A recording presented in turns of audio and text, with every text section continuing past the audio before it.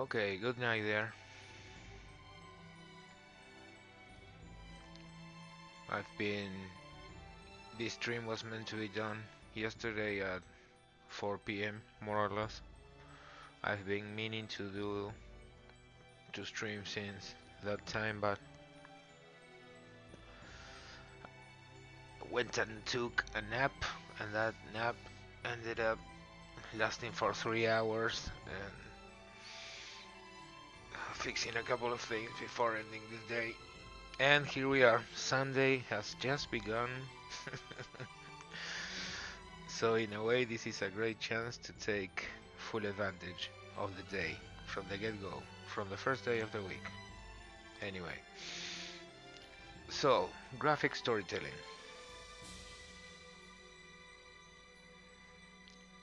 I've been speaking with a group of people on a WhatsApp group.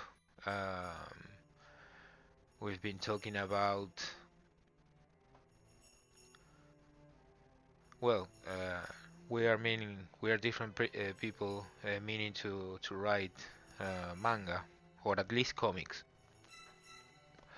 My intention also is to bring the advantages of webcomic to independent artists and traditional comic artists.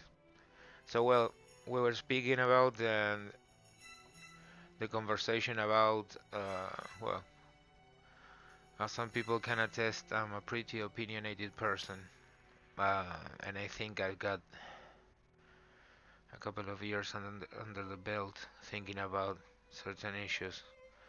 But anyway, in a moment, one of the guys asks, "Okay, but what have you done? What comics have you done?"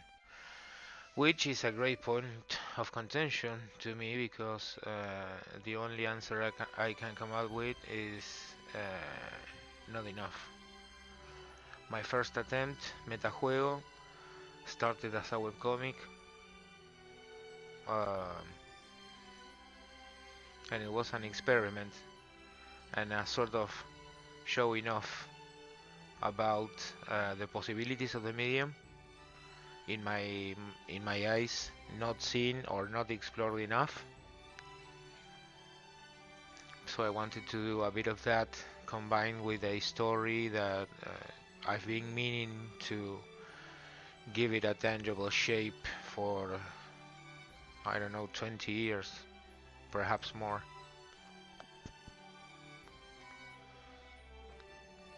And it's quite confusing because it doesn't follow a regular structure for the story to be properly told.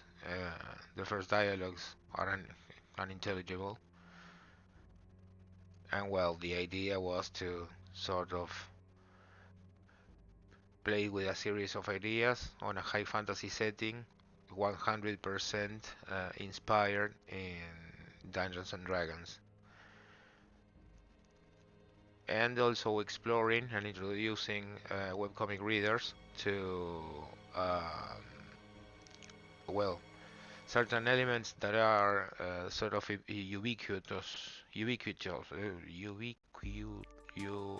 whatever, that are commonplace for role players, which is part of the audience. This work is aimed towards. So when introducing the characters as adventurers, but it lacks a specific structure. I've been rereading it after the conversations we had with the guys there, and it put me in a grumpy mood to say, okay, you will have to redo this on a coherent format, not slacking off, not chasing the deadline. In other words, becoming, as soon as you can, your best self and apply yourself to it. There are cool things here. There is a cool introduction, but I would like to redo this idea I have for Metajuego, which is the story I want to tell using webcomics. Webcomics, high fantasy, and now we can understand the dialogues.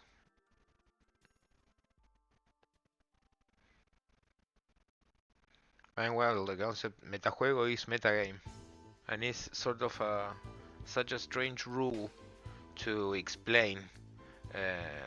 Among the many rules that tabletop role-playing games have, perhaps one of the most hard to explain and yet so commonplace or so intuitive is the concept of metagame.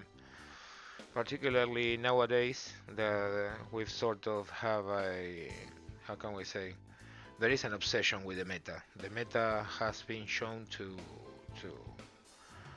put communities in motion and to create interesting conversations around certain topics thanks to that. So well, in a way, Metajuego, besides being a webcomic, is to use the webcomic structure to sort of explore and share these other elements, which sometimes are commonplace. Some people know or can identify with these images and sort of imagine the situation the characters are, but perhaps it's too complex for its own good, or in other words, is simply badly told. The ideas are not properly expressed. I don't know. This was my first try 4 years ago, and so far remains my only piece of work in as regarding sequential narrative. So I will have to do something about this. I think there are really cool ideas already introduced, so it could be a way to sort of put a part of the week picking the best efforts done about this and start it again all over, following a more traditional structure, because when you think about it, lots of many mangakas and many comic artists in the past had to redo hundreds and probably thousands of pages, and that is part of the craft.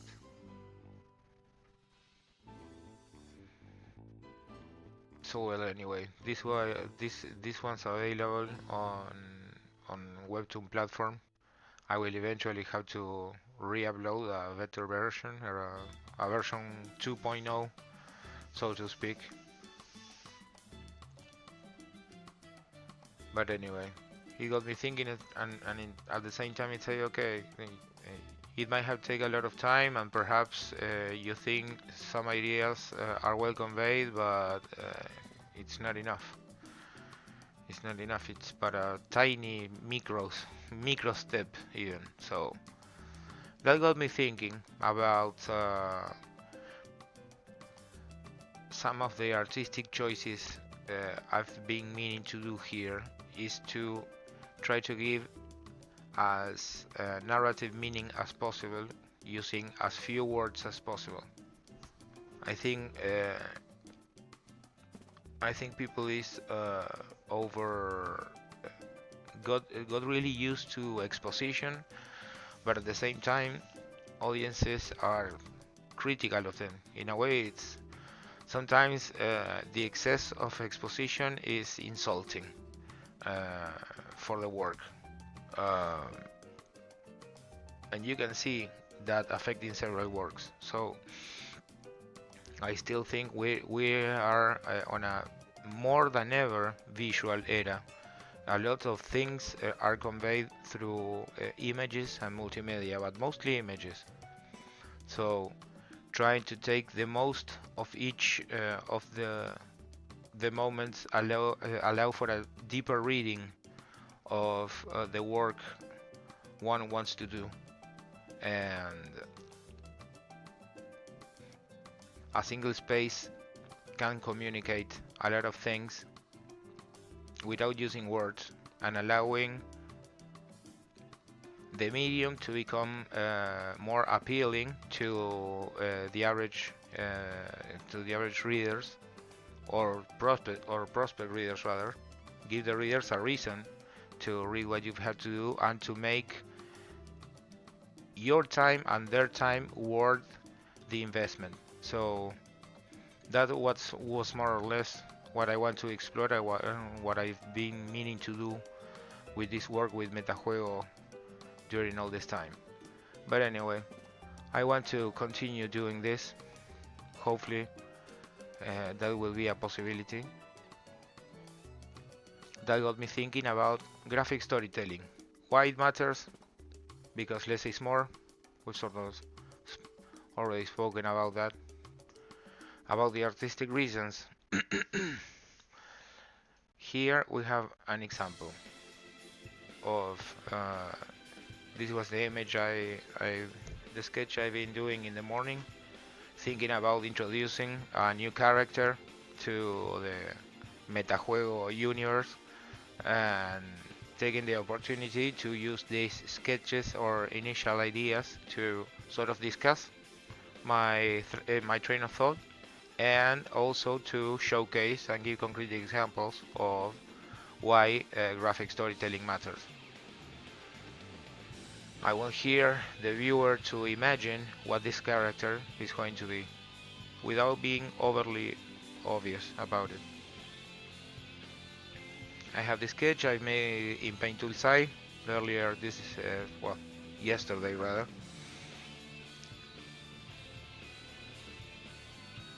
You will have to be sort of a middle-aged thief from the humanity race to accompany our dwarf and elf, which are so far the protagonists I've always had in mind. So well, how do we showcase this character is a rogue and he has experience? So I thought about using a couple of frames, what's on his mind, what's on his hands. That was more or less the idea I was behind this, and say, hey, you could expand about this as you're working on this piece. In a way, this illustration I've done sort of, I don't know, 2 years ago, can't remember. Sort of had the same idea. This is a druid. This is a druid bruiser. Sort of a hand-to-hand specialist, combat specialist, besides being a druid. And I wanted to explore that concept of druid, of bruising. For the background, it was to suggest either a piece of meat or rotten fruit with the respective bruises, sort of also reflecting on the character, and to put an emphasis on what I love, what I like the most about high fantasy settings and stuff and what have you, is the equipment. I love armors, pieces of armors, the design, the idea behind them, the search of functionality, and the great chance it gives for applying graphic design's principle without one having to chase trends or having to be forced to repeat oneself. Anyway, I started doing that and said, well, we should continue this piece. I will take this, which is, it took me, I don't know how many days I've spent doing this. I suppose I still have the original the original links, but anyway, the piece I wanted to focus on and perhaps finish on this stream was our character here, which I still don't have a name for, even though I know which place he should occupy, or he is meant to occupy in the Metajuego narrative that I will eventually have to commit to. Artistic reasons. Human reasons for graphic storytelling. Well, everyone is fascinated and horrified and fascinated again with AI. Everyone got so used to see things through filters and graphic novelties and an overemphasis on main aspects. All of that, all of those mainstream impulses, the AI has pretty much mastered nowadays. Like Jonathan Blow said on the documentary in the game, things that are personal have flaws. They have vulnerabilities. Graphic storytelling allows for subtlety, for a sort of slowing down. I think we scroll down a lot, and the future of comics through webcomics is to scroll down to find out. A lot of shitty works are, let's say, popular because they overuse or the equivalent of junk food regarding the medium, which is one of the reasons I chose to follow, well, Metajuego. It also frustrates me greatly that so many years have passed and I don't have the work I think I should be having, or I thought I was going to have by now. And that pisses me off. So well, I wanted to explore a bit on the practical side, to also have an extra drawing, an additional piece a day, hopefully. I did that for a very long time and got simply sick and tired of it. Or rather, I gave myself excuses under the algorithm pretense. Because, well, let's say I don't like social media much. I despise social media and I despise what they have done to people. At the same time, I recognize they have particular strengths, and those, at the end of the day, if they help you get some work to offer your services or whatever you want to do for a living in a honest way, social media, of course, is the best way to go around things when compared with the last century. But at the same time, in a very short span of time, have overcharged our brains and the collective unconscious brain to a point that everything has become sort of, if one doesn't train the brain to numb oneself to the excess of stimuli, it's no wonder everyone is increasingly crazy and going mad and feeling even more miserable as years go by, and we have more effective ways to communicate ourselves and better ways to express ourselves. The more elements we have, the worse our communication has become. I think that a good way to counter that, and the way the artificial intelligence is setting that as a trend that moronic community managers and trend chasers will jump into,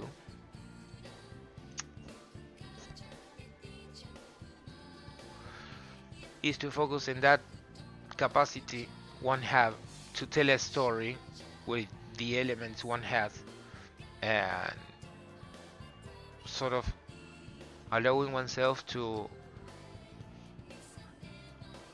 put a lot of detail, or be able to think things beyond the convenience or speed or what have you, to have the ability and, dare I say, the courage to slow down and give your audience as well a chance to slow down, to relax. Art is a healing process. Can be a powerful healing process, especially nowadays when all of us feel the need to argue, sometimes, or most of the time for certain people, we are being surrounded by overreactiveness and rushing up everything. You feel everything is going far too fast for anyone's convenience or ease of burns. So through graphic storytelling, one is able to tell the reader, hey, I think you're a smart person, so I'll put these elements here that I hope your mind will find interesting or playful. The less words we use and the more graphic things we're able to convey, the better. Another thing that got me thinking about this, and both the advantages and the evils of social media, is, well, I'm part of a literary workshop. The idea is to, well, to be surrounded by people interested in writing, right? And I've noticed that I like reading a lot, by the way. I noticed that there's some sort of over fixation or over obsessions with what it's called micro relato or mini story. I think I should go find the specific word for that. But let's say micro stories. What's the advantage of the micro story? That it fits nicely in Twitter or on an Instagram image made with Canva, and one can can farm likes and sort of equate likes to popularity or to readers, or to become any follower into a reader. To me, it's an excuse to write as few as possible and to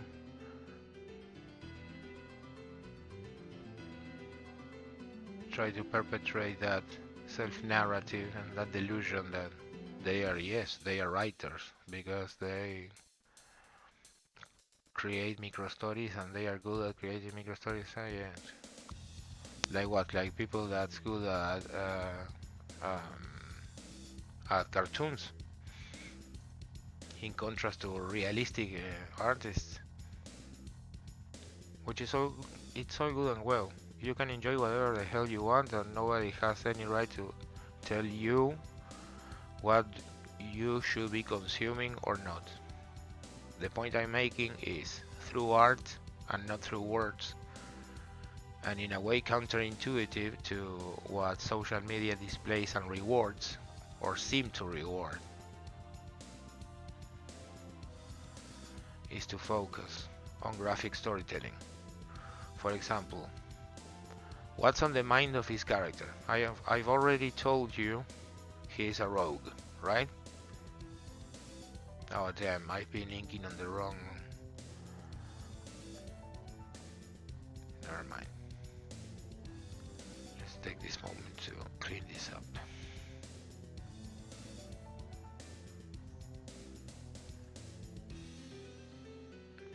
Wait, I've already told you this character is a rogue.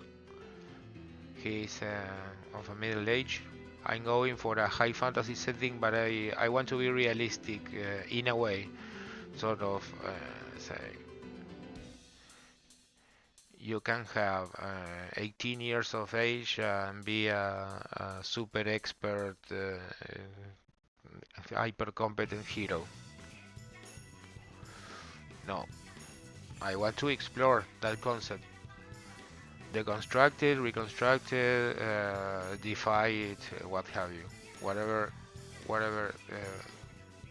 will be necessary for that. But anyway, he's a rogue. What on his mind? Well, I'm doing some bottles there.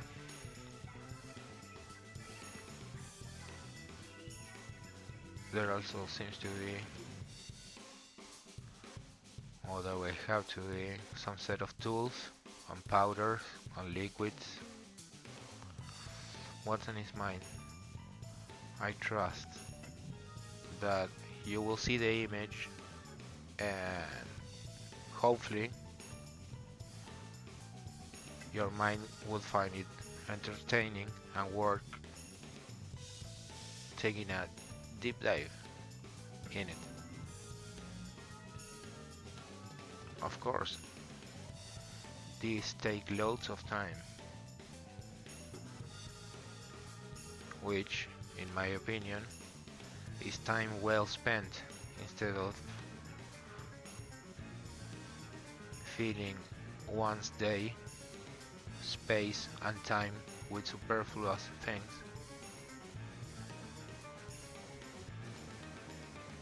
that always seems to want to give us a reason to abandon whatever we dream to do or whatever we want to do in order to earn a living doing what we love.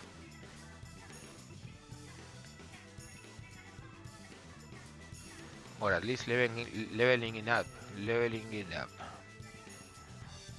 Plenty of hardcore dedicated artists have reaped the rewards, their just rewards, and at the same time the ground was so fertile that many a grifter entered the scene. And you will be able to spot the grifters because they only focus.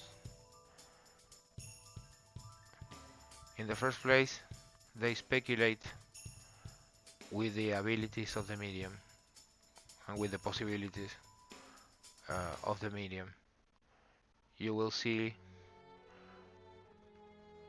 the way how the time they seem to invest in their Kickstarters and GoFundMes and what have you seems sort of inversely proportional. The more money there is, the less effort there seems to be. Such a fertile ground is the play for artists and for sequential narrative. You will be able to spot grifters if you get used to searching those words that put an emphasis on graphic storytelling, because there are many, especially from the 80s and 90s, and dare I even say early 2000s as well. The overabundance of video media sort of stunted everyone and pampered everyone into watching more and reading less. I think that affected us all and compromised our ability as individuals to make decisions, to make informed decisions, to make sensible decisions.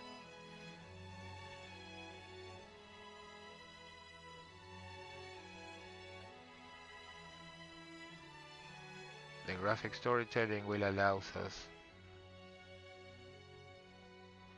is a chance for artists, especially for sequential artists of traditional medium,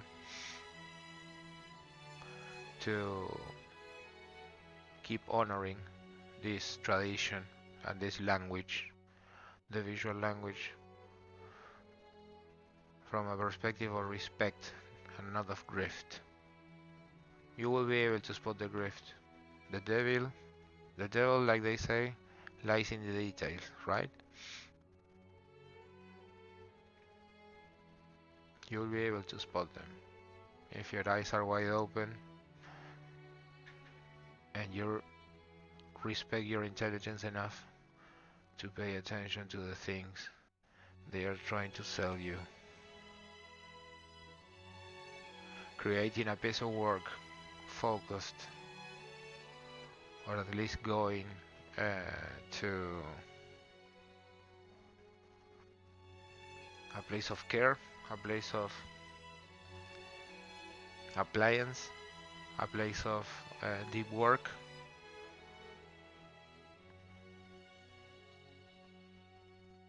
Of course, algorithms reach audiences faster and pay faster, right? But how about mastering, or at least starting to consider that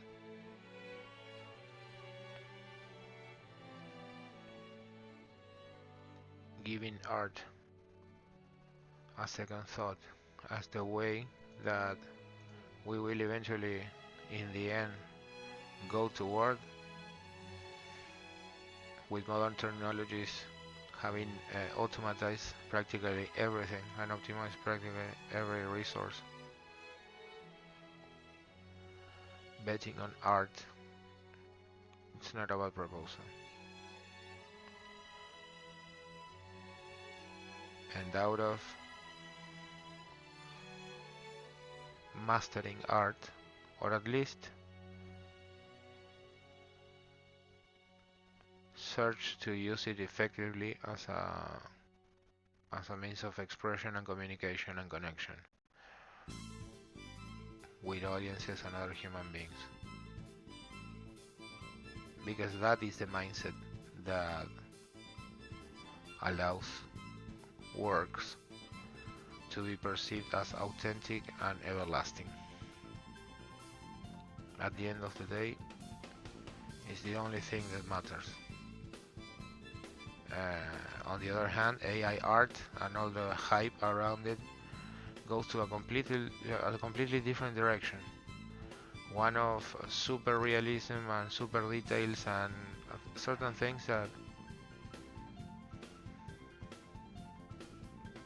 can be imitated,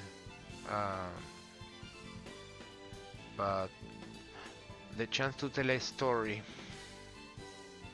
through images, I think it's a worthy pursuit.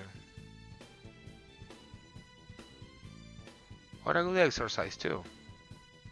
There's always a good exercise. The greatest question, the hardest to answer with words is, okay, why do I draw now? Because you always have something to draw. I always have something to draw. In fact, I think if any of us should once finish each and single incomplete sketch you can still have in store and committing yourself to say, okay, I will finish all of this, there is no doubt our skills will level up greatly, and so our portfolios, and so our working opportunities, or the opportunities to make our coin.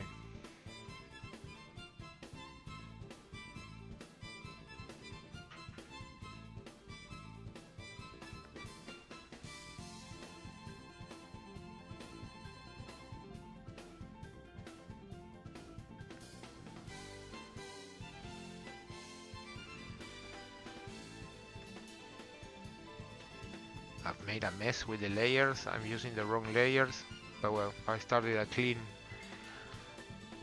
clean one here. I'm using Medibang because it has the better feel when it comes to it looks manga-ish enough. I had to work a lot of years to try to replicate or emulate the manga feeling using Photoshop and later Sai, which Sai is still great for that.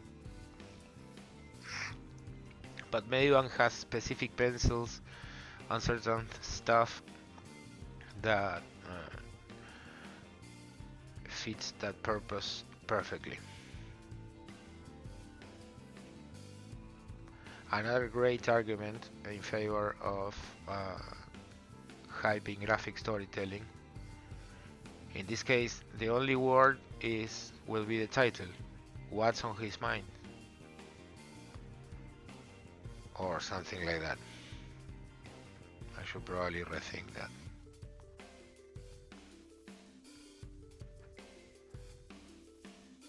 But rather, there are more interesting questions for the audience. Sort of, what is that? What is he? How does it look like if I had to describe it? I think that is an important point from a character design standpoint, to take into account the way other people or even other characters will refer or describe the characters you have. I sort of have an idea. As I said, I know the place he's going to occupy in the story.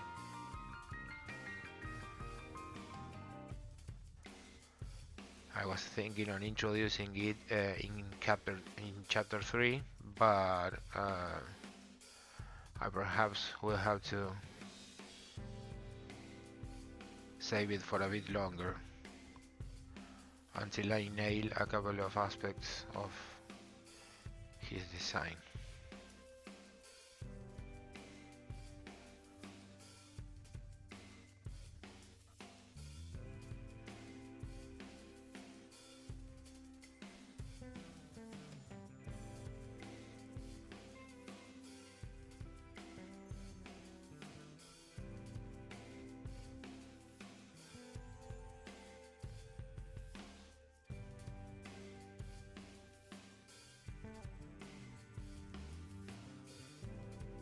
This eye always gives me trouble, and that's because I haven't practiced enough.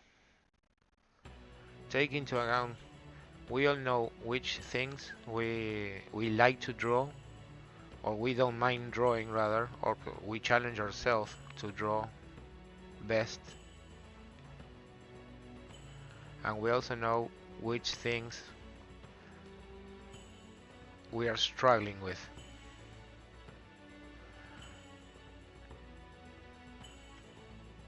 Good thing is that daily practice takes care of both of them.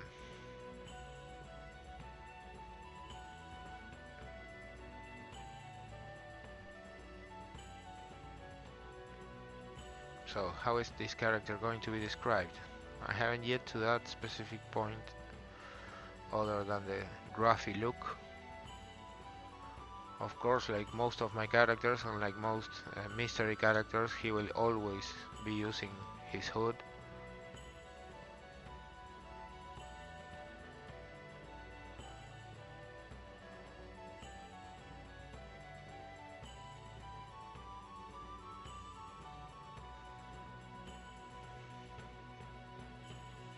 Oh, long way to go. It's not good to over-focus on details on the first go. We will do everything on this single layer. That will also force the mind to keep it as simple and effective as possible.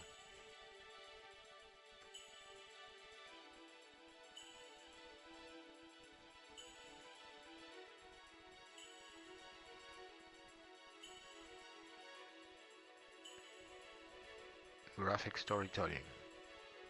His cape allows us to tell us the style, the clothing, the material, I mean, that will have to be revealed because it's part of my... I wouldn't like to use the word fetishist because I don't think it's the right word, but I like everything regarding clothing items for adventuring set in RPGs to be thoroughly fascinating, and I like the works that sort of make an emphasis on that. Berserk being one of them. The weight of the swords, of the armors, the fact that things like in Dark Souls, you get a bonus or you get an advantage, but at the same time you gain a disadvantage. The best armors are the heaviest, and that sort of thing. So his cape and the way it's designed should give us a hint about where does he come from, or not. Simply make it black, and that will communicate to the exact amount of things.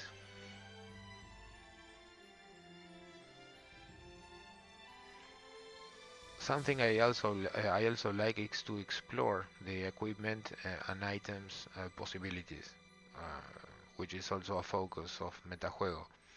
The idea is to introduce the readers to different items, magical items, potions, etc. Sorry, that they are able to see as a part as a proof of the consistency of the world. In the moment that the elf, as I've shown you before, in the moment that the elf protagonist drinks the potion, I explain at that moment what does the potion does. What does that potion do, rather? What does it do? What do they do? What the potion effect is, right? um,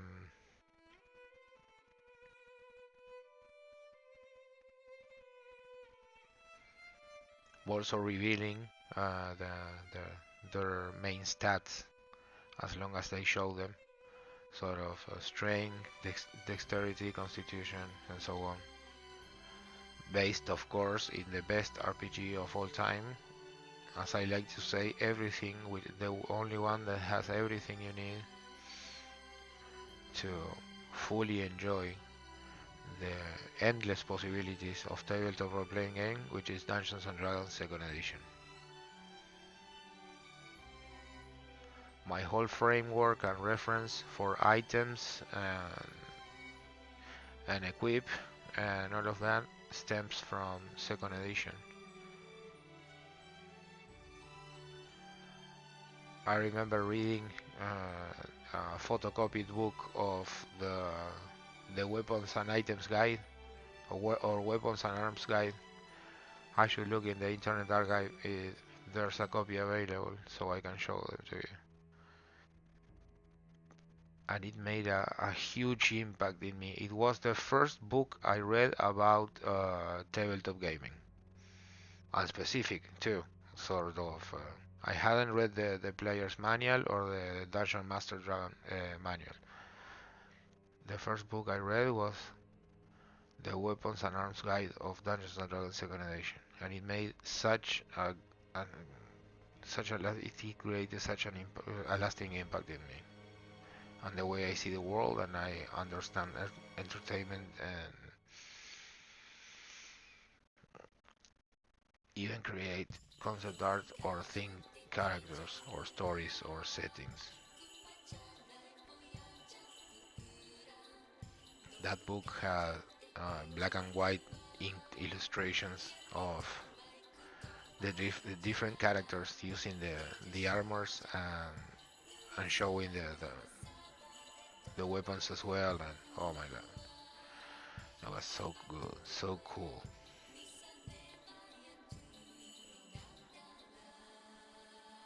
A game I've seen sort of focusing on that aspect, particularly the graphic functionality. Ideally, the things we do from a graphic perspective are appealing, are look for harmony and balance and proportion, or at least appeal. The rule of cool applies, of course, it will always be. If it wasn't for the rule of cools, we wouldn't have Teenage Mutant Ninja Turtles, among many other things, of course.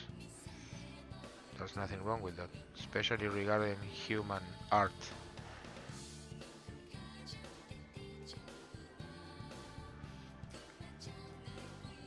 the AI squadron will create random material in search of virality, not graphic and not artistic quality. Meanwhile, we humans can focus on telling stories through what we do, be it writing them or drawing them. What I want to show here is that a single image can tell a story and sort of be meaningful for our particular audiences. And if it's not, okay, at least you did. You have an extra piece to upload to either your portfolio or, well, I upload these works I do on Medibang. Once I finish them, sometimes going through Photoshop, the final versions I upload them to Medibang Art Street, which is sort of the DeviantArt equivalent or the social media equivalent of Medibang, of the Medibang Champagne community, where you have the tutorials, weekly contests, and all of that. Very Japanese centric too.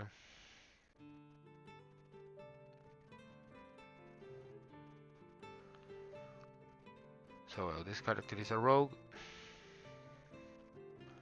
and I want him to be an item specialist and sort of edging through to the neutral evil side of things, but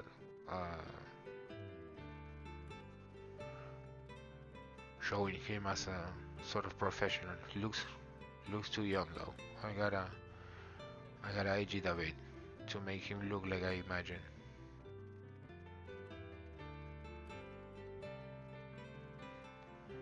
That's not the most important though. It's not important to fix on certain things because the story we're meaning to tell is far bigger than things we can erase and redo as we see fit.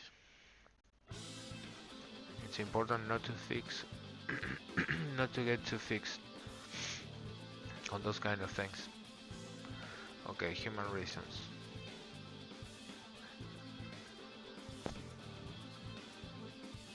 And the turning point for sequential narrative artists. I recognize tengo un carácter de mierda. I have a really shitty attitude and quite of a stupid temperament that always backfires on me, and I feel like an idiot. But well, I have, as I mentioned before, I'm part of a WhatsApp group, and I know many artists, many of them my friends, former friends, most of them now,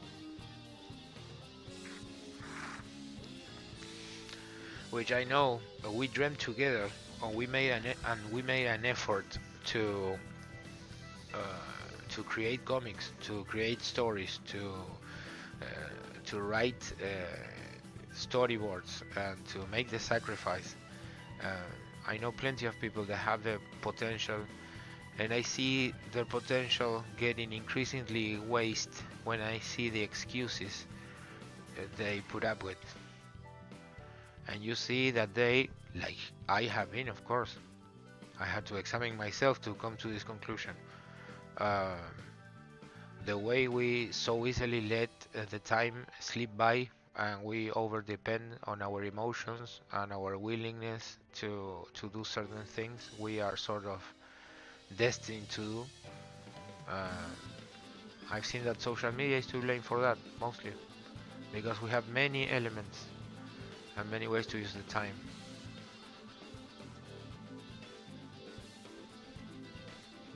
That's why I force myself to follow a weekly schedule for streaming, and also the only way to get some sort of favorable inertia to keep doing this, to give it purpose.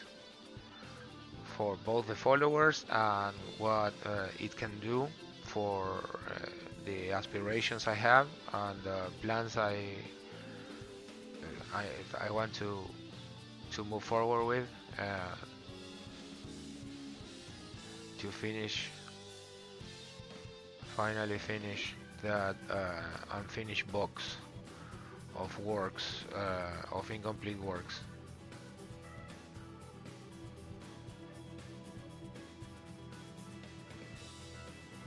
I've stopped drawing almost completely for 2 years when I had to switch to a 9 to 5 job,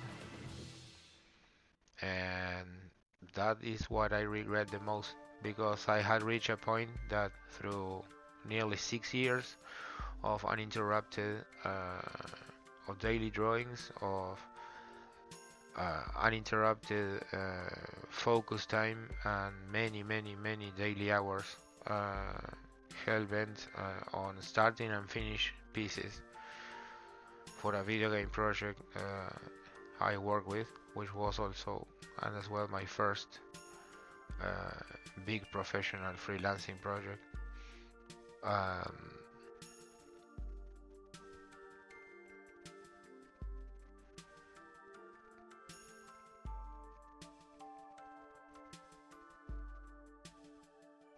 I lost the point of what I was trying to tell. Never mind. I need to relax and focus on the story I want this image to tell. So we have a HUD. All of my characters, I've been drawing Dungeons and Dragons characters for about since 1997. I've been selling my art and sort of offering commissions like the ones I offered in Coffee for character design and illustration since 1997, which was the year I started playing Dungeons and Dragons.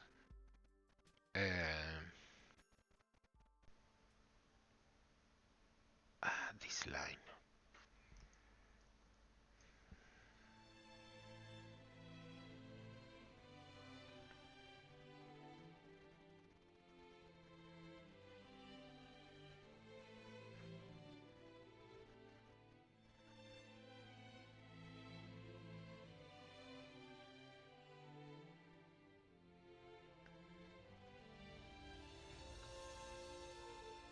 Oh, by the way, I like working and recommend Medibang, first because it's free. Medibang Jump Paint has all the elements and tools that have, again, a manga focus and a productivity focus as well. It has many shortcuts that other applications doesn't have, and that, when you think about it, it always helps to your workflow.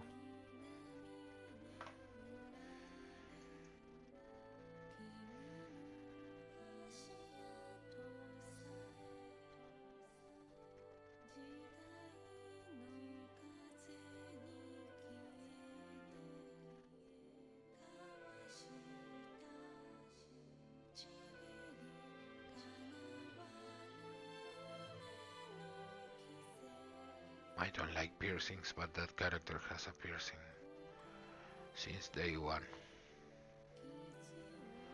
It's not like he was born with it, but pretty much he was born with it.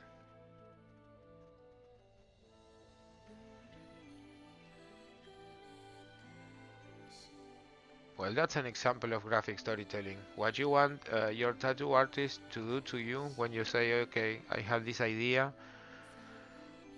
but I'm thinking about this and that, a particular event, something you wanted to represent, and you have a talk. I did a couple dozen of those. Those two are good opportunities to witness the possibilities. Tattoo artists know it, and they do a pretty good money doing exactly that, telling stories with as few words as possible.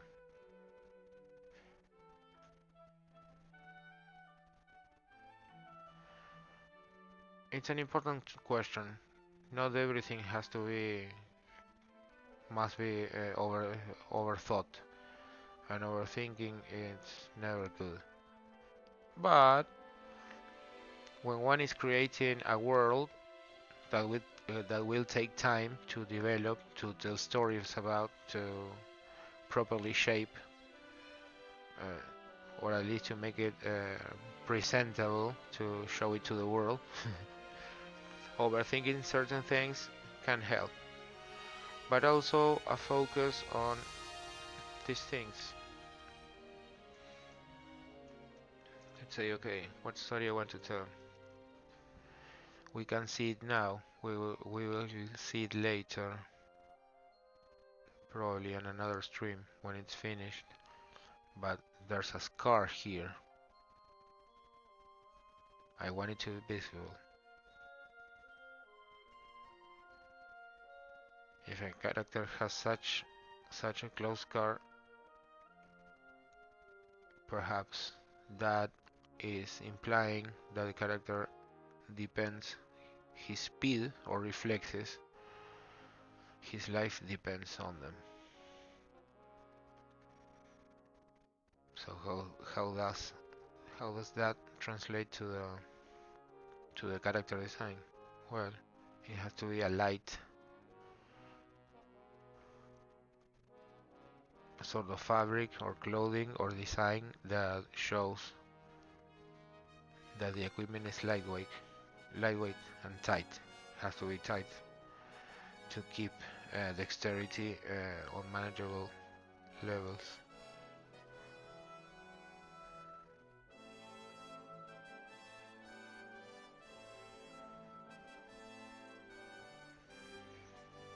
Okay.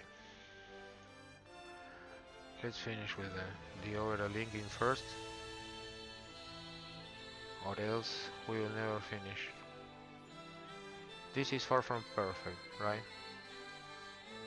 I try not to be too harsh with myself because of that, because it already takes me a lot of time to psych myself or to prepare myself to do streams, even though it's the same thing I do always, which is being in front of the computer, drawing. Might as well do it with an audience. Perhaps with people interested in having another type of conversations than the regular and the usual. That's the audience I go to. That's the kind of people I want to connect with. I do not think that's being entitled or being or thinking over one's means or capacities or whatever. I don't think that. I think it's really feasible.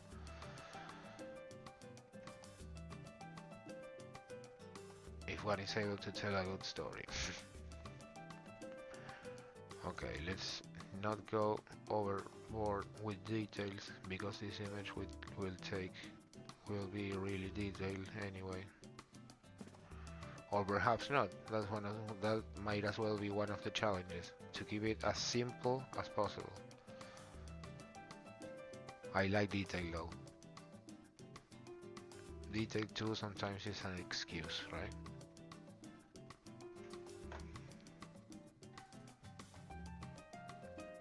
Not too sold on that face. We have to do something about it later. I wanted to have sort of different bags and pockets and pouches, but on the practical side.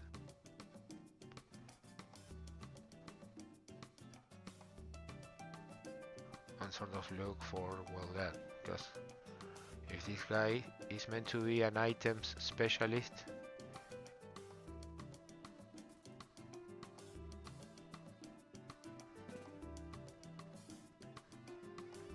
he has to be real good. A real good focus on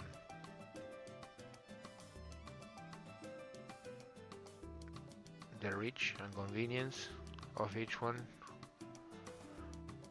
of his tools.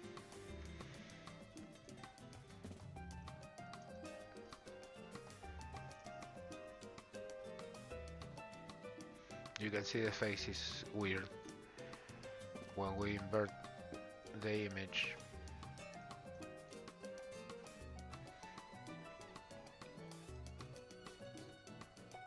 In fact, the original had less, was conveyed more with less, I believe. I will erase it because I'm not comfortable with it.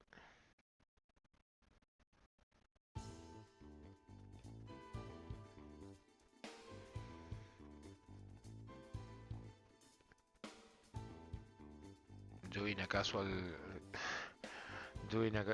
casual the problems are the eyes though.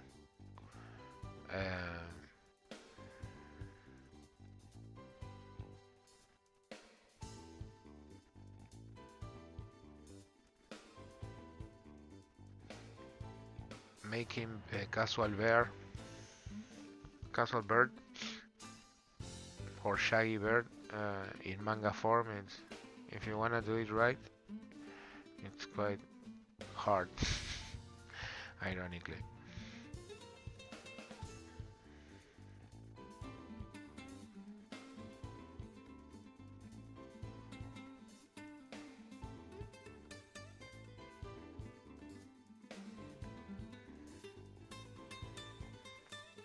Graphic storytelling. Small mouth and crude little lips.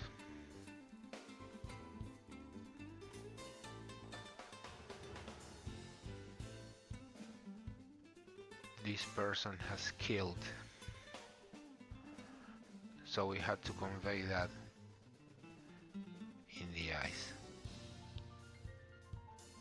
Even more, this person has killed, but he doesn't regret it.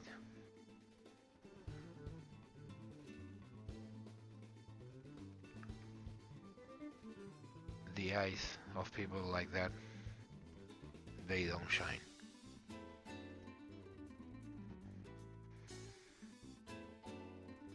That has to be conveyed. How do you say all that with a gaze? This expression has to be answered through the work, to the rest of the work.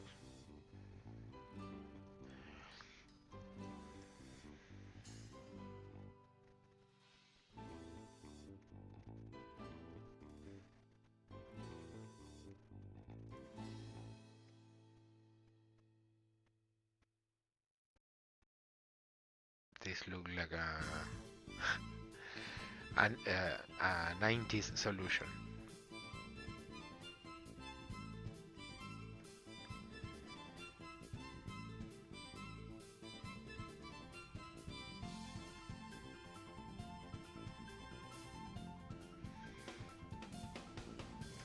I'm not really interested in telling another violent story. I want Metajuego to be an opportunity to introduce or to create or to invite readers and players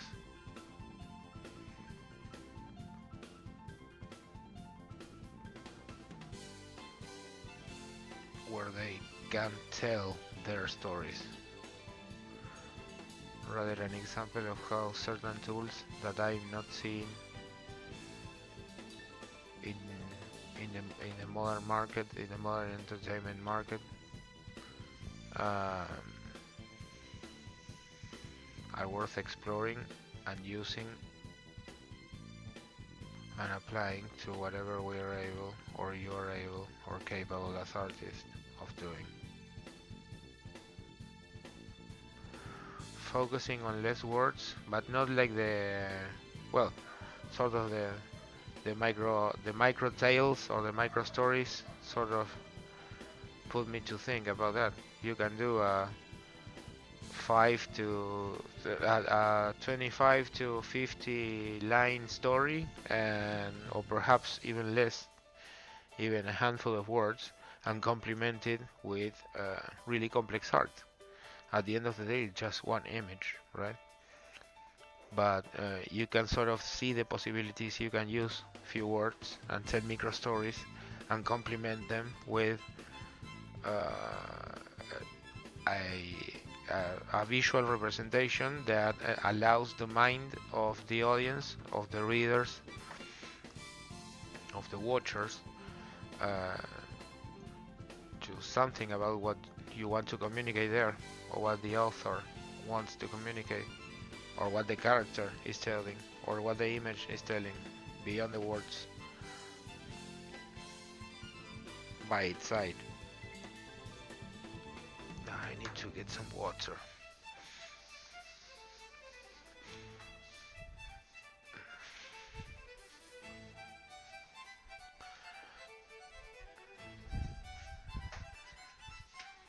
So well, I might rework that image.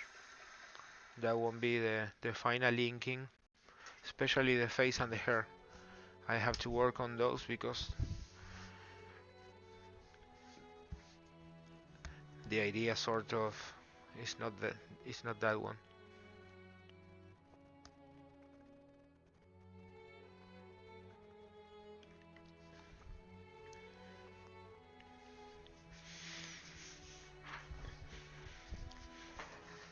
Okay.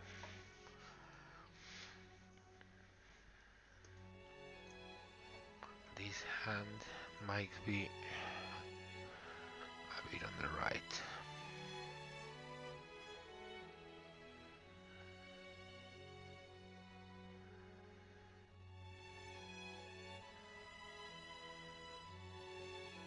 I don't like doing this much,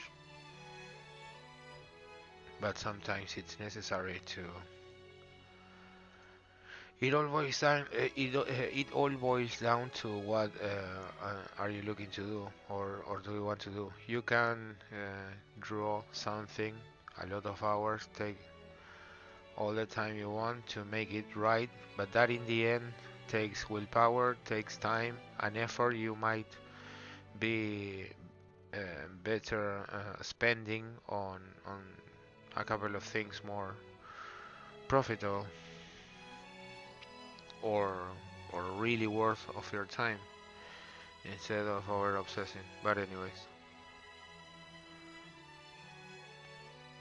if it was me, I would redraw this hand, but it's also a challenge. Try to keep it simple while letting the items tell the story.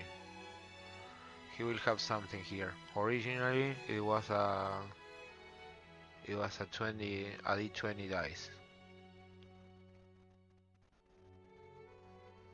D20 die, I think it is the singular. We get so used to dice. It's a regular word.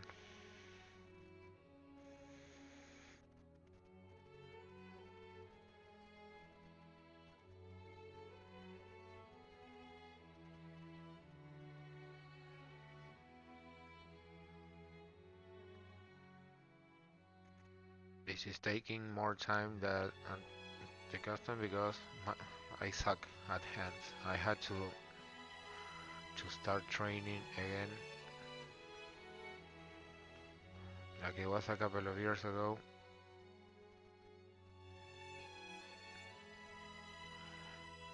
The other question, what do I draw? Because once I okay, I suck at hands, I suck at facial expressions and this and that, and I would like to better draw this and do that, and one over obsess, and then does nothing.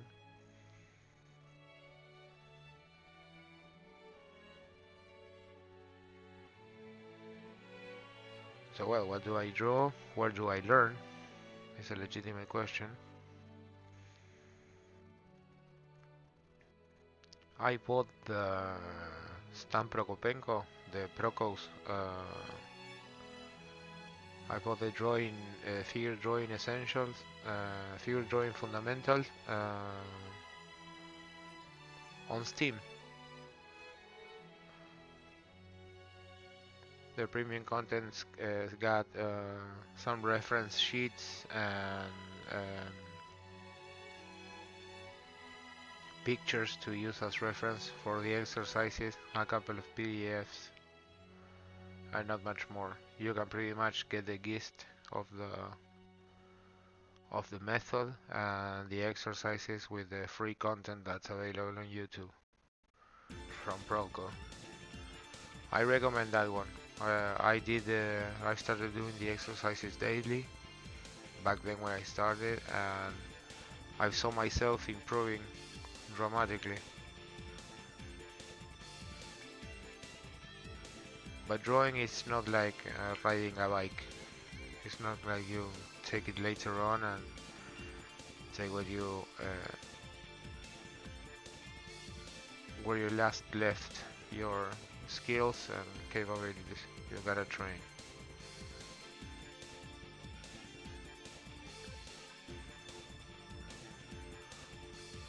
I wanted this part to be some sort of studded leather,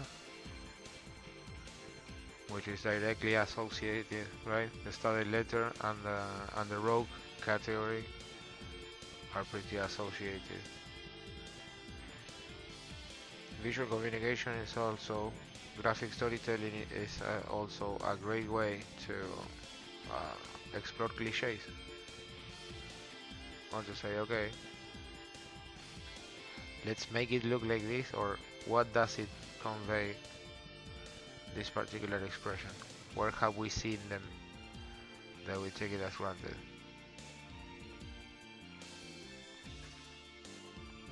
Or which one is the origin of the first image that comes to mind when thinking about certain stuff? Something like that.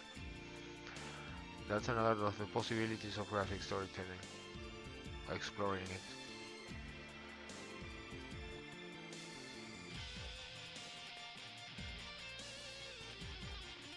Because all the time you spend exploring that, you won't be wasting your time with social media, with TikToks and Netflix and this one and that one. There are so many distractions and so many people, so many good people is already lost and won't be able to recover themselves for the tremendous damage that the smartphone culture and the dopamine economy have done. So a good way to heal the world is to sort of do more meaningful art, to think that it will hopefully connect with the right audiences, or with the audiences that need them the most.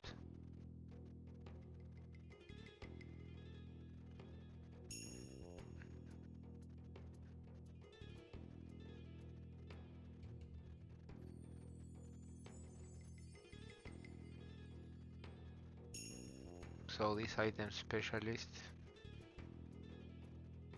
what's on its mind? I want this to be tools, powders, liquids. I went over detailing unnecessarily here, but this is sort of, shouldn't be, but it's part of the sketch. It gives me an idea of the textures I want to work on. And remember, over detail is as bad as few details, so trying to strike a balance and keep it expedient helps a lot on the long term. This should look like a written on an idiom we can understand, but you have to at least have the veneer of a letter.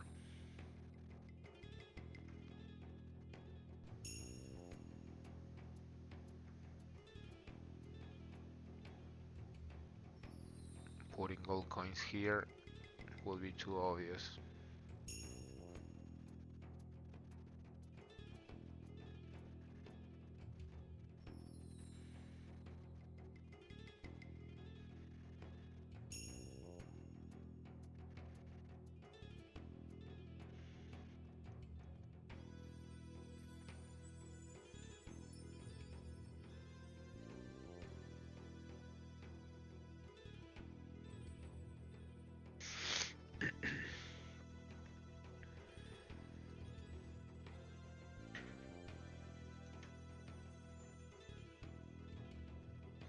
these frames are not final.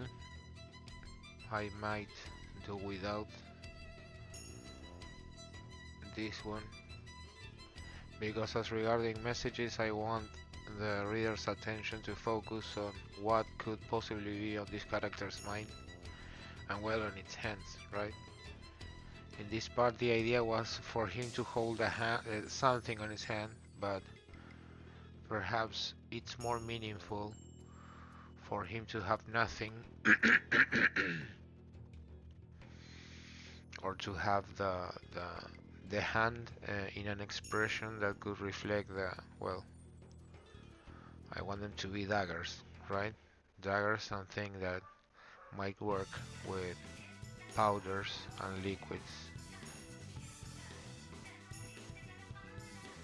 But this looked like a little sword rather than a dagger originally, so let's focus on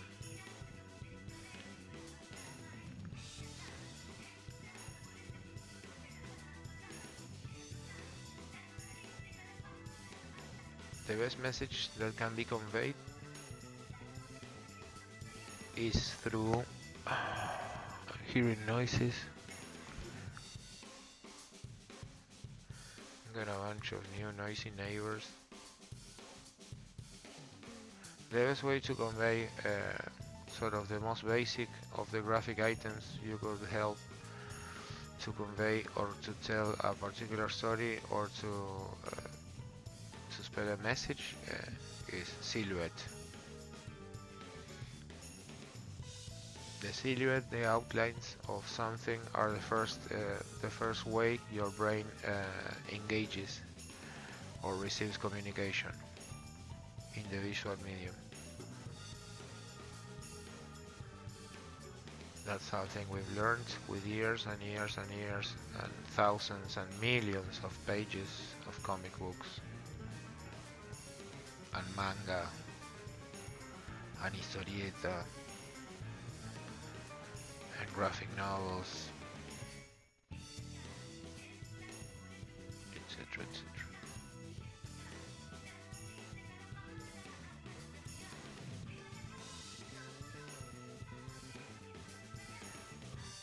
In modern times we have far more than we've ever had about all of those things I've just named. But the quality and the possibilities of each medium has degraded severely. And it's almost unfair. I'm not okay with that. And I'm not okay with the idea knowing that there are artists that use the sequential narrative medium, they underuse it and give it a bad name and disrespect all the people that came before and did such wonderful things. Because this, besides being a way of living for many people outside on the convention tourists and the Comic Con fundamentalists, my god, what a waste of time.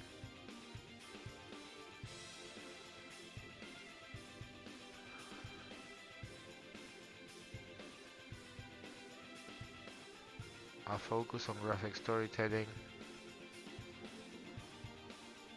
allows us to devote ourselves to the work at hand and to try and be as clear as possible. That knife is awful. We'll have to sketch a bit more to get what we need here.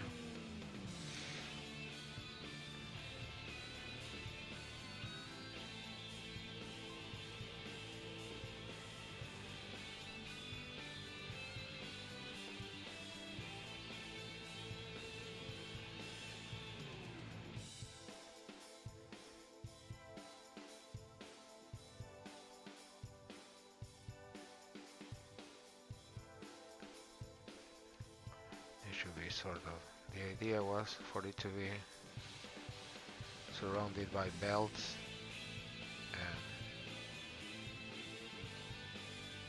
little bands. And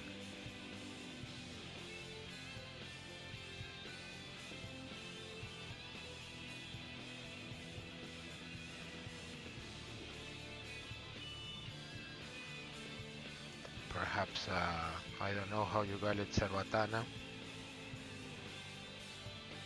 I'll ask Google. What's the translation for cerbatana?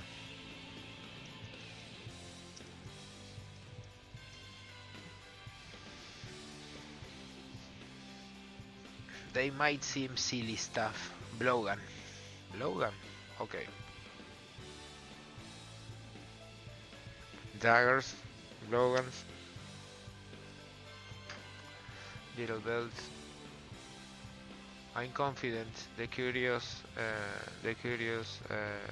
spectator, the curious brain will inquire or think in that direction. What this kind of thing suggests: being a rogue, a person that has killed, a person that will prove to be instrumental. That would be the best way to describe this character. I had a couple of names for them, but I haven't decided. It has to be, the name has to be meaningful enough.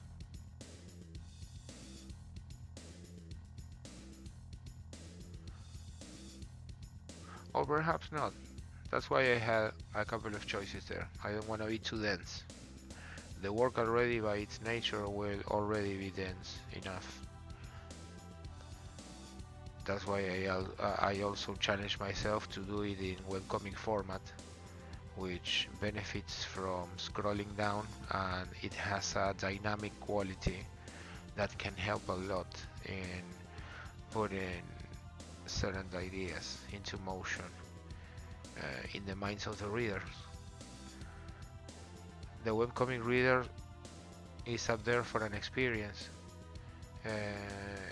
Each one of the webtoon regulars, which are millions, let me tell you. Remember that webtoon in Korea is widely popular.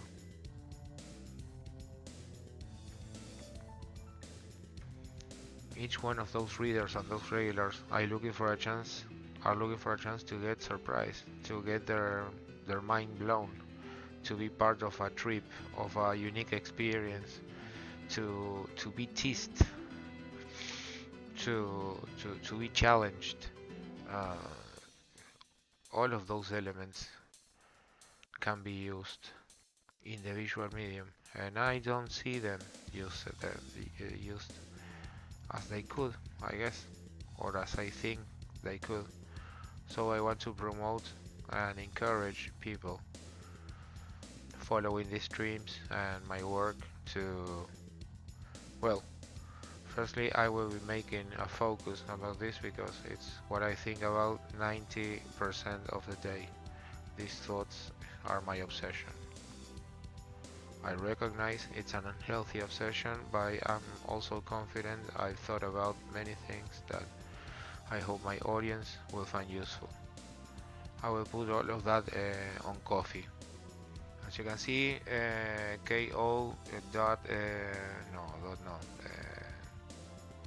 coffee.com/HRZGraph. HRZ, that's HRZGraph.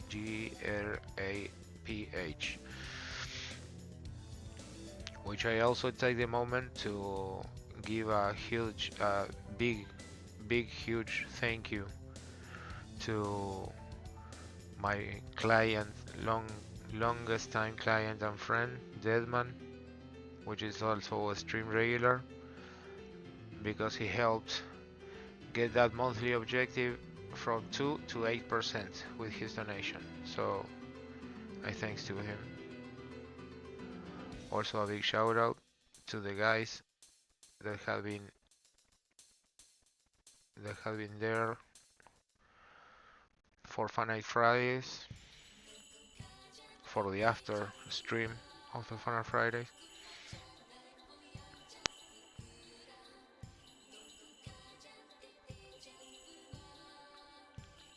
we will eventually find the best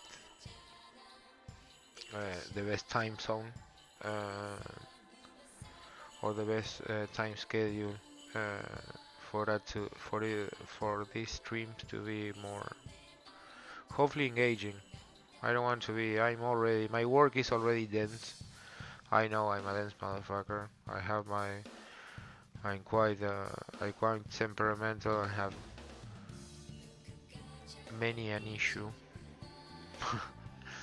But hopefully we can talk about and exchange ideas about things that truly interests us and give us a chance to be outside the trends and the hot topics and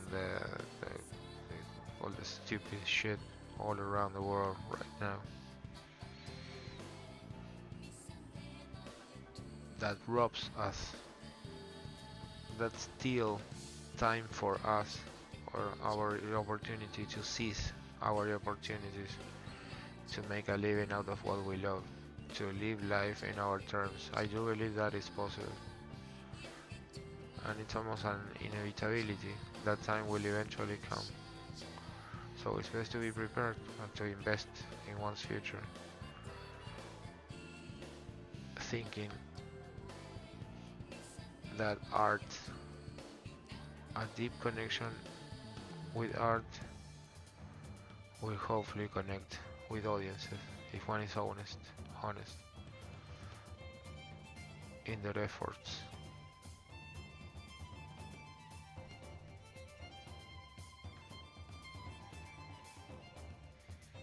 Perhaps some needles here. We're going to use some black.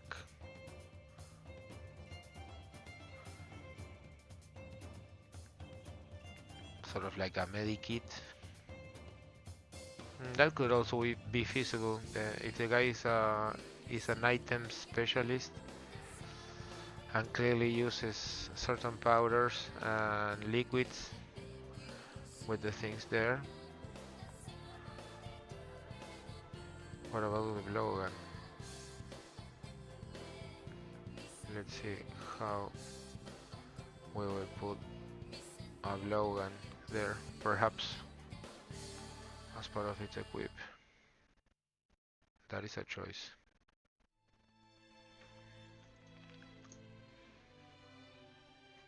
All my adventurer characters have capes. That is a...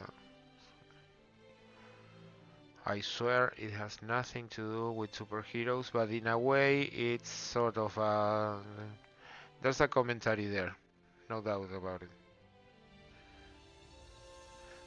But all the characters I've been drawing since 1997, all and each one of them, all of them have had capes. To me, in role-playing games, not all characters can be adventurers. That's why many of them are non-playable characters, right? The adventurer is sort of a special breed, and it has to be easily recognized as such. Non-playable characters and non-player characters have to be able to identify the hero from the others. After all, we're telling a story. There.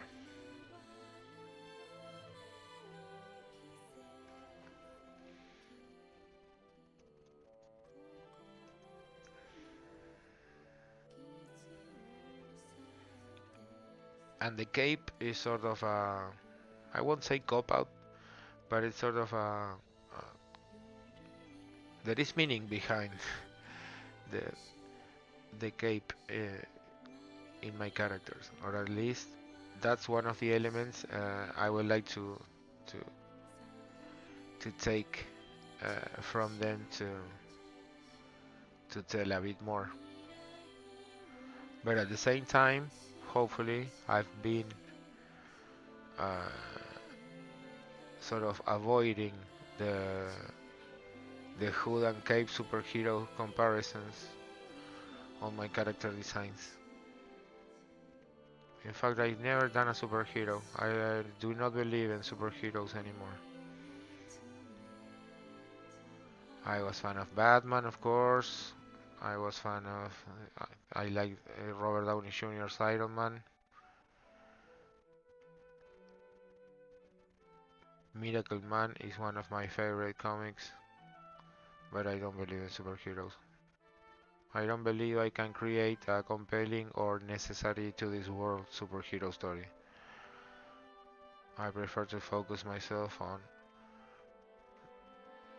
well, stories like Metajuego, stories where I could explore a certain things, where I could take advantage of my obsession with graphic storytelling and add quality.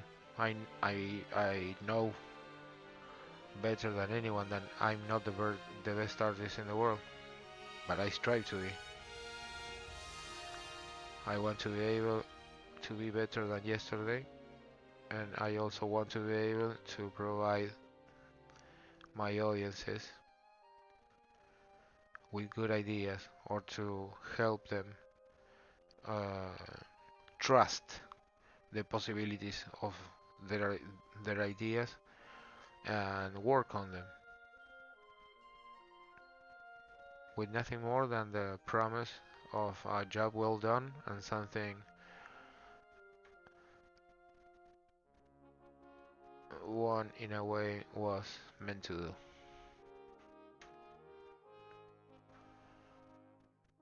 That many times implies redoing things again, and I guess I will have to do that with Metajuego. It will eventually come. It's not like I have any other thing to do.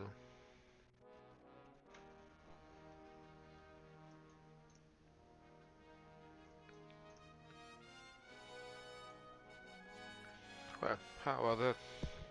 It looks quite good. Not completely described, there are many details missing, but we already have an idea.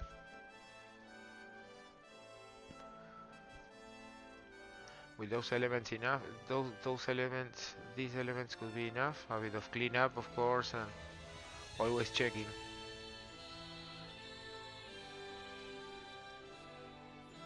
for proportion. It looks mostly balanced for the most part. We will have to separate a bit more this. This here is unnecessary.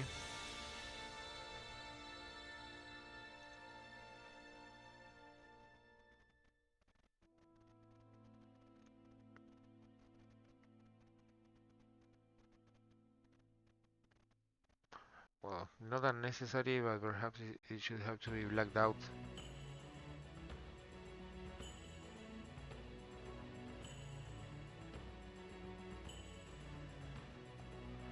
Otherwise, it just looks like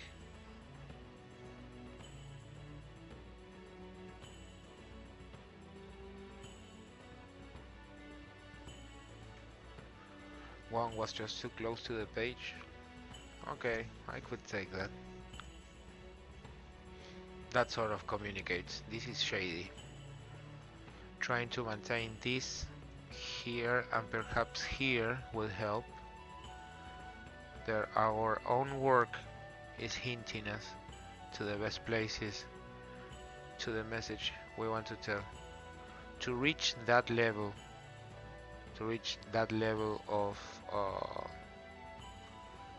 to be able to listen or to read those cues in one's work. Of course, it sounds like madness, right? But the more time you spend on it, the more meaning you find in it, and on the resources you put on it, you have a best conversation, which Steven Pressfield in The World of Art argues it's the muse. You are doing everything what's in your control to be able to sit down and to do your stuff. But you don't do your stuff. You're sort of a vessel for the one that creates the stuff through you. I'm sort of torn apart in that assertion of things, because I've always thought that, of course, the work speaks. One of the things I like the most, and one of my pretensions as an artist uh, for the services I offer, is to let my work do the talking. I do not like to explain or to say how awesome is the thing I am thinking about doing, and or I will do. I'm tired of I am so fucking tired. And so should you. We have excuses and over promises and under delivery almost on each mainstream entertainment industry, and you don't want to be part of that. You really don't.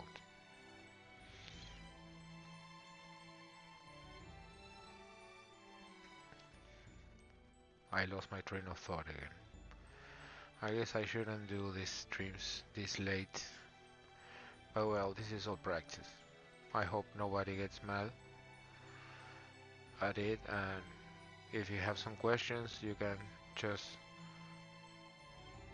send me a message on Coffee. Sending a message is completely free, and donations are optional, not mandatory. I do not want to force anyone to do shit. I'm tired of people manipulating other people, or trying to manipulate other people into thinking, or trying to coercing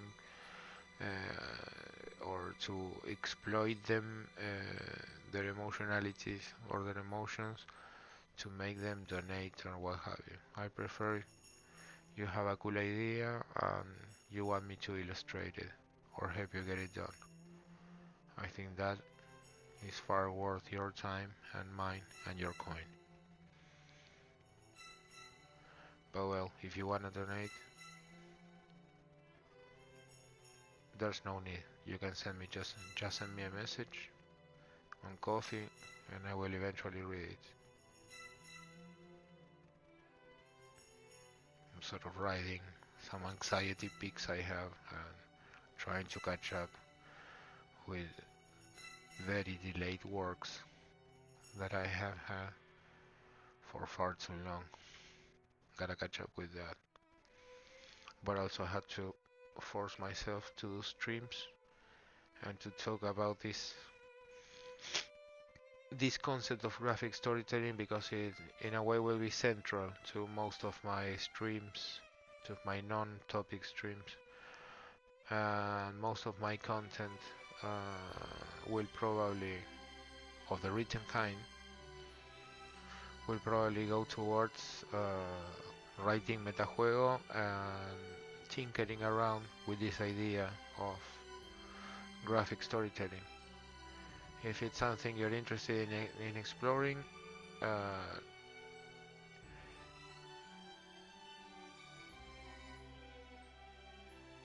it's a thing I would like to help you with, or I would like to assist you with. So perhaps we can find answers together.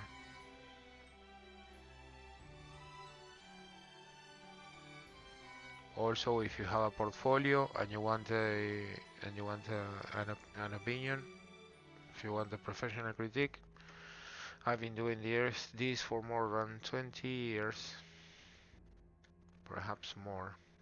I don't want to stop thinking about it, to stop and think about it. I prefer to keep working. But I think I know, or I've developed sort of an eye for critique and for seeing what clicks on a work, or which are the possibilities or its strengths. And if you have a portfolio and would like for me to take a look at it, I offer that service in Coffee. I think it's only $5 for a quick assessment, but I will do it for free if you send a message through Coffee. Why Coffee and not, for example, Patreon or other things? Patreon is filled to the brim with grifters and unpleasant people all around. There are many people getting thousands of dollars on Patreon, which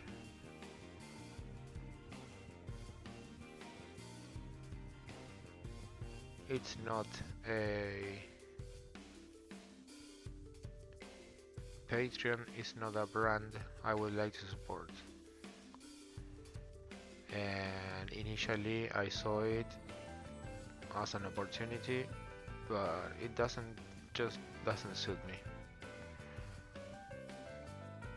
Coffee sort of answers all the needs I have as an artist and allows me to offer the services I'm most confident in offering, and that's it. I don't want Patreon.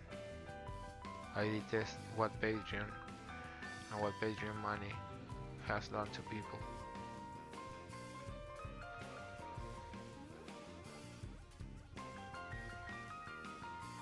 So well, don't expect a Patreon from me. I don't care how convenient it is. In the same way, don't expect me having a Twitter account. Don't expect me participating on Instagram. I eventually share information or advertise my work on Facebook and LinkedIn. Facebook is detestable. Facebook is detestable. It is the first app that has ruined us all. But at the same time, it's also the only mainstream app that allows you to, in a way, make your point about what you want to say. You don't have a place. Instagram was not meant to be a place to live in, but to share images instantly. Sort of Instagram became the new culture. Everyone uses Instagram for Messenger and what have you, in the same way that they used Facebook in the past. I still use Facebook and advertise on Facebook because, well, role-playing games are worthy business. Worthy in the many words sense. And I like reading stuff, and I don't like how vacuous Instagram culture is.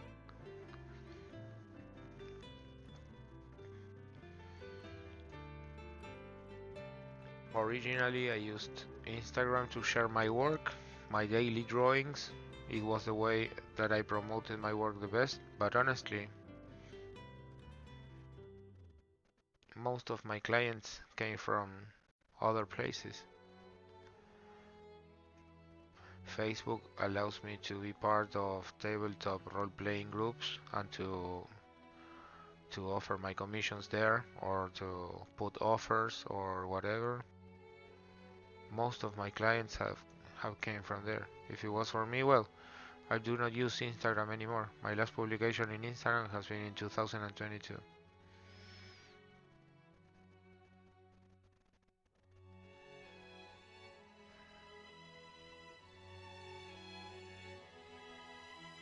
I know I'm missing a huge pool of potential audiences on Twitter and Instagram and what have you. I don't care. I think that focusing in my work and making my work worth the time, both doing it and appreciating it, will hopefully find the right audiences at the proper time. I won't say that time is in my side, but I'm confident that I've took all the steps I could to become insulated, inoculated against the social media madness. Perhaps I'm more alone, I'm more lonely than I ever was. But perhaps that's just a feeling, not reality per se. So, social media is not reality. And most of the times it's nothing more than an excuse to sell you validation. So well, hopefully a focus on graphic storytelling will help battle that.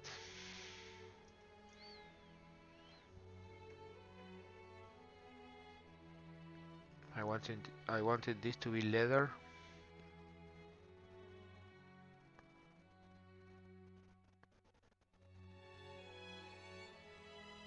This has to be straight.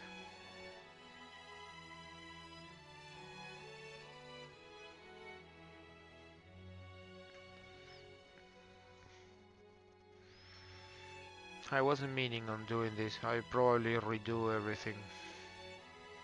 I wasn't planning on this.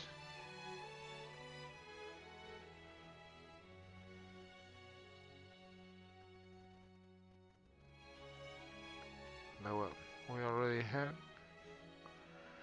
We've got the figure.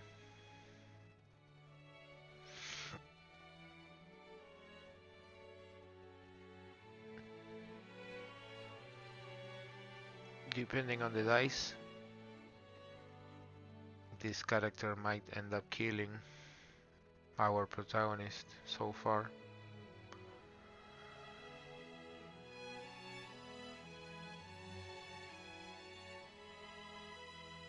I was thinking on doing an arc,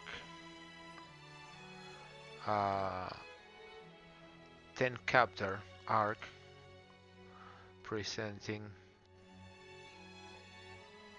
one character per chapter, and finishing it with all the characters together, heading towards the quest at hand.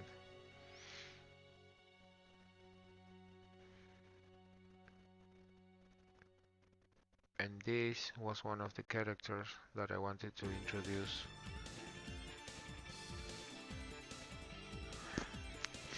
Name still to be determined.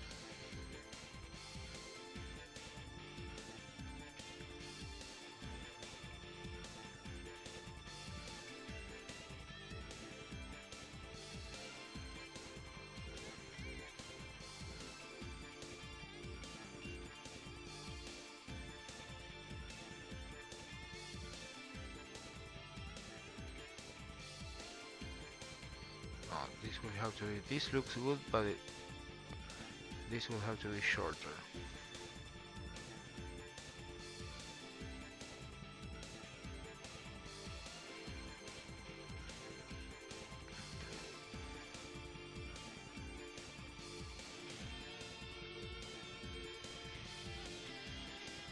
Well, you look at that, 1 hour and 50 almost.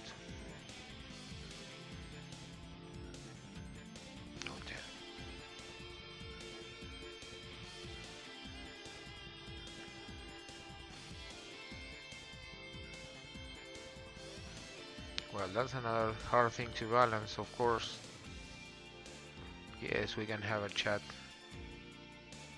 while I'm drawing, right? Sometimes I feel I need to concentrate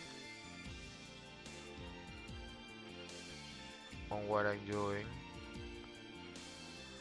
But well, that's why I spend most of my time drawing and not streaming, right? But at the same time making the effort to sort of work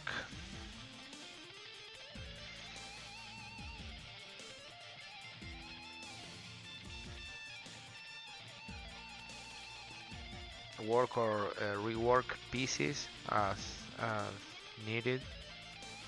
no matter how much time they take while having a chat about this, because there are plenty of echo chambers. Uh, One likes to think that is immune to it and that escaped them all, and I could say if I feel that I've escaped them all, it's because I don't belong to anyone, which is quite a sad state of affairs. Some people prefer to be among others rather than feel lonely. I'm tired of being lonely.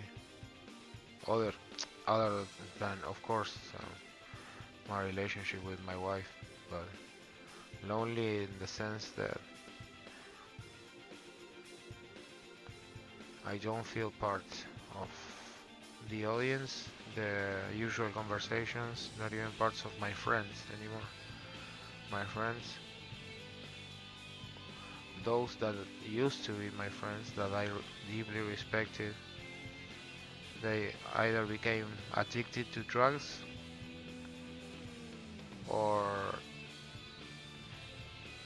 they spend most of their time with shitty people, or they have recently get a new job and think they are hot shit and they don't answer your messages and they play the diva game and again they think they are hot shit, that they never make mistakes, the same kind of people that never apologizes.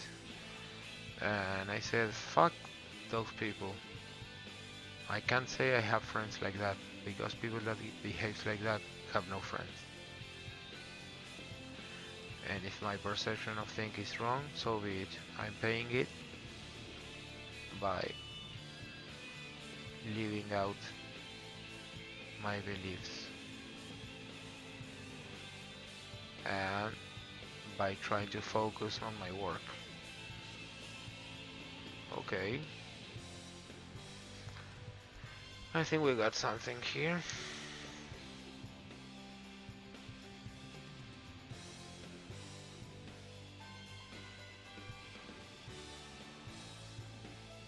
Need to work on a couple of extra things before finishing it. Here in the upper part I want to make a couple of other things, powders. You can see powders anywhere here.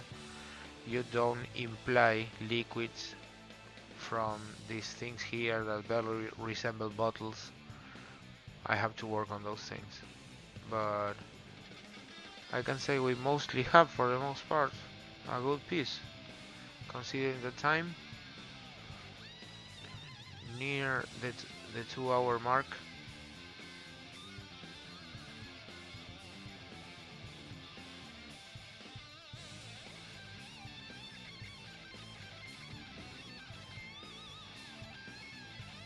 It's really likely that I will also do some streams in Spanish, or at least a part of them in Spanish. One of the good things about focusing on graphic storytelling is that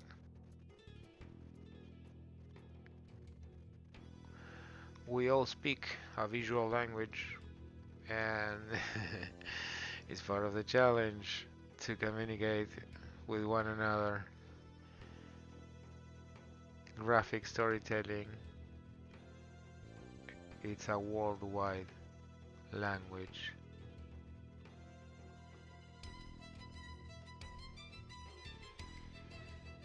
I have a particular set of ideas and I have a certain set of people. I want them to fully listen to what I have to say in perfect Spanish.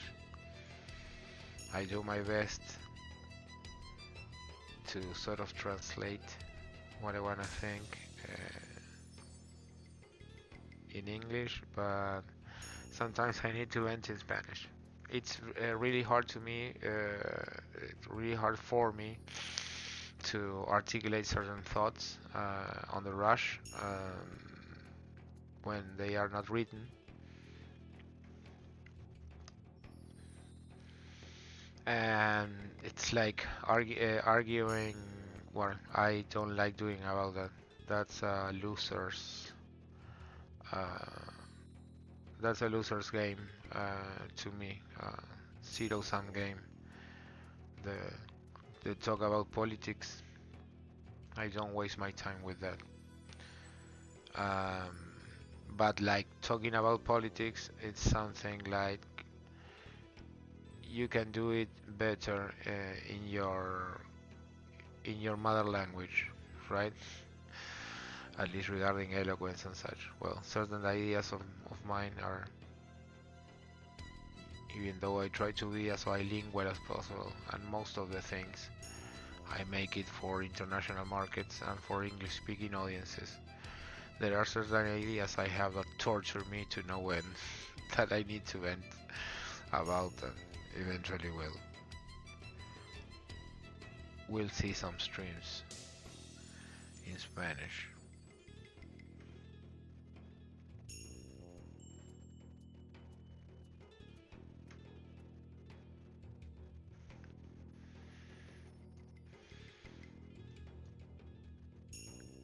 Okay, quite good for a first session. Oh, I hadn't saved. Layers cannot be saved with this format. Do you want to proceed? Cancel. No. Well, we've used Medibang. It might have been Easy Paint Toolsai. It might have been Photoshop, because the only thing we've done has been to trace the sketch I had here. In 2 hours we got to this point. There's a lot of cleanup to do, a couple of main lines and certain things that need to be cleaned. But so far so good for this session. I think it was good. And well, we also had the possibility to expand about graphic storytelling and a couple of things that were on my mind, a couple of projects I have with this particular space and with these resources that Twitch bring or live stream brings for freelancer artists. I had the chance to talk about and sort of not expose, but sort of give an overview of this character I had in mind and what I plan to do with him, and the role he might take on Metajuego, which is the story, the webcomic story I am sort of bound to work towards, and to give it at least between 2 to 4 years maybe to see it complete. I originally thought it as a manga, so to follow to have an indefinite run and the capabilities to be an infinite story of sorts. But yesterday I had a potential idea in mind of how the story could end, and I never thought about that in more than 20 years tinkering with this concept of Metajuego and what I want to do particularly with this webcomic. And I think there is something there. I think there are some interesting things to do with it that never thought before. Hopefully applying for good all this, and to perhaps tell a really interesting story with a lot of really super cool concepts that has a story and an end. Ideally, webcomics shouldn't have an end, because the idea is for a particular work to be as popular as possible and to get as many views as possible, so you can, as an artist, get paid a revenue for the ads. Webtoon in the commercial sense works pretty much like what's the name? Like YouTube. The difference is you don't need the amount of viewers YouTube demands, since it's saturated, to make a living out of that. But you can do that with webcomics if you are a comic artist. And I've had that talk with certain comic artists that despise the genre or say no, this is not a real medium to tell stories, but it's the future. You can avoid it. I mean, cope with the idea all you want, but if you are into sequential art and into graphic storytelling, webcomics is the future because people is reading comics in their devices, in their smartphones, in their computers. People doesn't acquire written, I mean tangible material, solid material like they used to, especially for entertainment.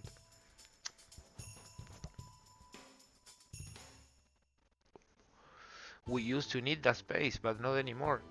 But many people have made so many sacrifices, and in a way, the only way they see the world or have seen the world is no, this have to be a comic book for whatever reasons and period. And that's just not convenient for the time you need to put to a comic venture or to tell a graphic story. I think webcomics are the way to go regarding that and have plenty of advantages for monetization and for expression and for another medium to explore in this oversaturated era of social media and short attention spans. I want my work to be sort of an antidote to that, or an alternative, or at least a conversion starter in that direction. I think, I believe that we as humans and artists we must do that.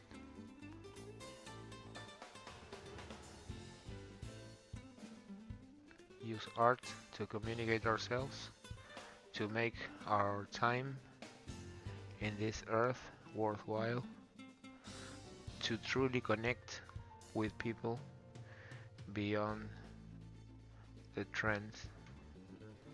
Because if it was for trends, you will see friends that rather than help you out or being part of your journey, you will discover later on were only people looking to take advantage of what you could do for them.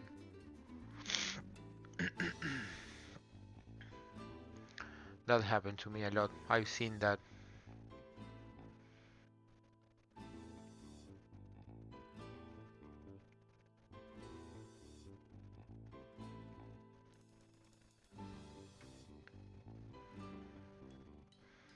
And I'm tired of the hypocrisy of people. And I'm also tired of being lonely and being lonely or feeling lonely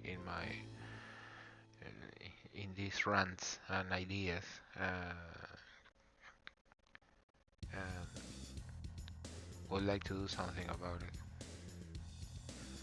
and turn it into hopefully fuel to become a positive experience. Life is short. We do not have time to waste on shallow entertainment, on manipulative elements. We don't have time to not tell our stories, to especially not being we have no time to be depressed, sad, angry. We just don't have the time. Our work needs us. Our artistic drives, our impulses needs us.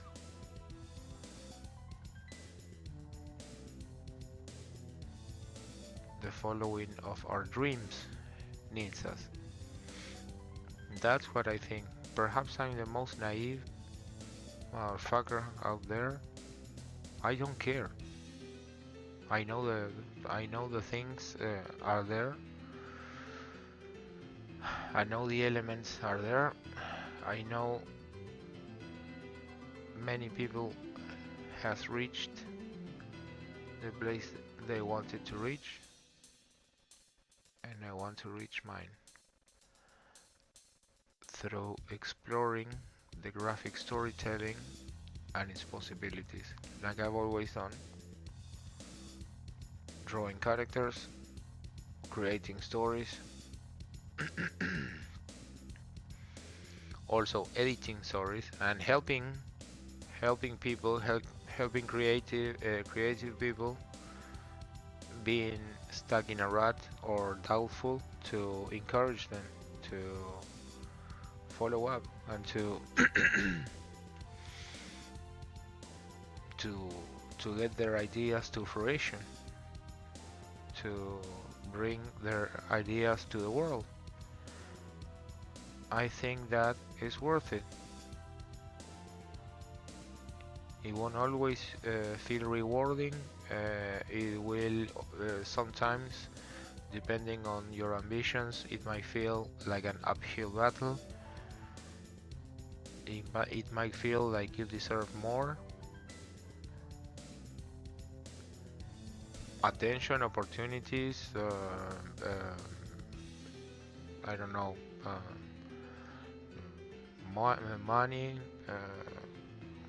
free time, what have you. I can tell you, you don't need more free time than you have already. You need to recover time first. Stop wasting time on stupid endeavors and things that take you nowhere. Or at least be conscious. Be conscious about the time you spend.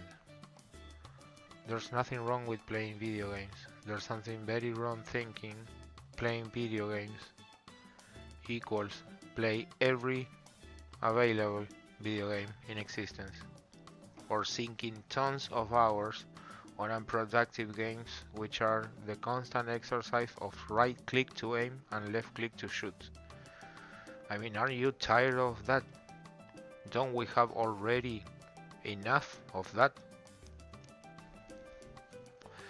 That's my question. But imagine if you suddenly said, okay, I won't follow video game news anymore. Okay, I won't follow any more gamer news YouTubes anymore.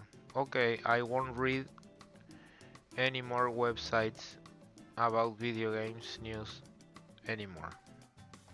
Please tell me, how much time, how much hours in the day, in a week, in a month you have now available to work on your stuff, on your writing, on your drawings, on your idea, on your own video game, instead of being another resentful critic. Because it's not like the modern times don't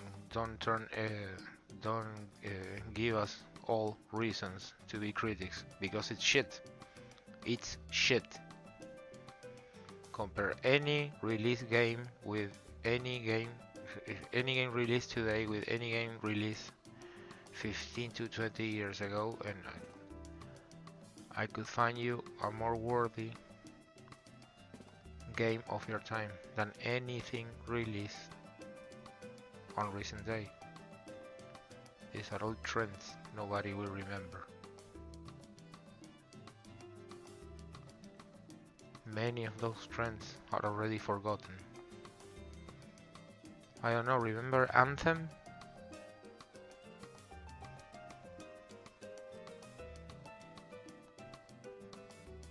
Not the fairest of comparisons, but just to name the first one that came to mind. Things are not what they used to be anymore, but some people haven't figured that, and some people don't want to see that in order to sustain a narrative or to be a fucking fanboy. I know plenty of people that back in their time said fuck Konami after what happened with Metal Gear Solid: The Phantom Pain and Hideo Kojima. for that matter. That same people vowing never to buy in order to have a solid motive to support Konami ever again. There's no need to remind you guys about Metal Gear Survived. And that same people looking for excuses to play the Snake Eater remake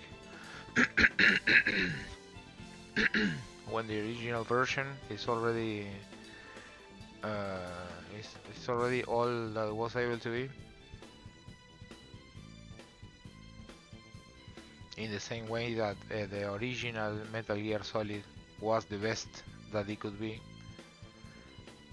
because when you look it closely, the Twin Snakes, the one that Silicon Knights did, has plenty of extra bullshit that adds nothing to the Metal Gear experience compared to what the PlayStation was able with the resources at hand back then.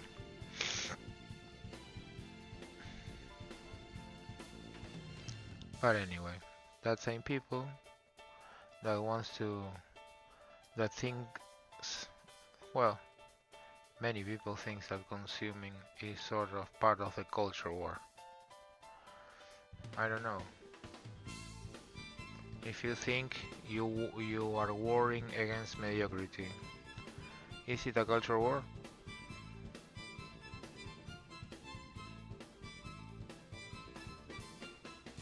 Who knows? Hopefully these streams along the time will answer those questions. Okay, that's enough for today. Perhaps I'll finish I'll finish this one tomorrow. I don't think I will be painting it. We'll see. Okay. Thanks for joining me. Whenever you happen to watch this stream, hope it was useful. Hope it helps you or give you an excuse to come back and check out what I'm doing and what I want to do. Alright, take care, have a great weekend.